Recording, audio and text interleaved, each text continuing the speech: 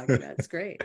Yeah, Perfect no, timing. it's interesting to me because when you say this, it takes me back to like sometimes I ask myself, I'm like, how did I end up in this seat?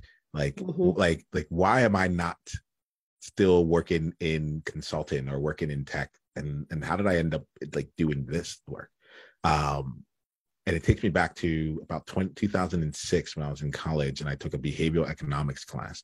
And Mm, it was like one of the most interesting, I was an econ major, it was one of the most interesting classes to me because I got introduced to like the idea that like we might think that we're rational and yet at the same time like we are doing all these irrational things, right? There's a right. wonderful book I think by Dan Ariely called Predictably Irrational, and it talks about like these things that we think that we're in choice around, but there's actually a lot more other factors that are taking place. And it got me Mm-hmm. curious about like why do humans make the choices that they do? Like why do we have the behaviors that we do? And then most importantly for me, I'm like how do I get either the motivation or how do I actually execute against what it is that like I feel? Because when you were describing like you know what to do, but not necessarily how to do it, I'm like, oh, do I feel you on that?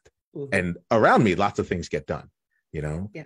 but it's there's something in what you're describing that almost feels like my stance in the world, which is like there's a way that it works for you. Mm-hmm. Let us find that, let us see it, let's celebrate it, and let's value it. There's like Yes. no like if you can do that and capture that and translate that out into the world, you can there are people who will benefit from your process or the way that you do it, you know. Well, but so here's what's so key to that. There's so many things. I Yeah, want to go back please. to motivation.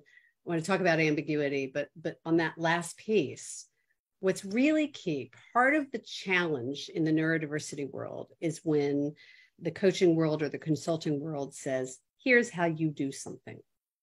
Great. This works for me. This is going to work for you. And when you have neurodiversity, just because it works for you doesn't mean it's going to work for me, or vice versa. And so the really most important thing to supporting people with neurodiversity is to help them figure out what their process is and not to just give them a process and say, okay, this process works, use it. The typical example I use all the time is when you give a whole bunch of kids in a class, you give the entire school a planner. That's great for 60, 70% of the kids for whom a planner works. But it stinks for the 30 to 40% of the kids in the school for whom a planner is not their best vehicle for capturing assignments and knowing what's expected of them and by when. Now, I know most of us would say, well, but it's a calendar and it's a structure and it works. And it does for 60 to 70% of the kids. And so what's so key here is to really personalize and individualize and to help people figure out what their process is instead of just saying, here's a process, you should use it. As parenting, in the realm of parenting, this becomes really challenging because parents see what the kids should do or need to do. He just needs to do this, which is how the parent would do it. But that doesn't necessarily mean that's how it's going to work for their kid.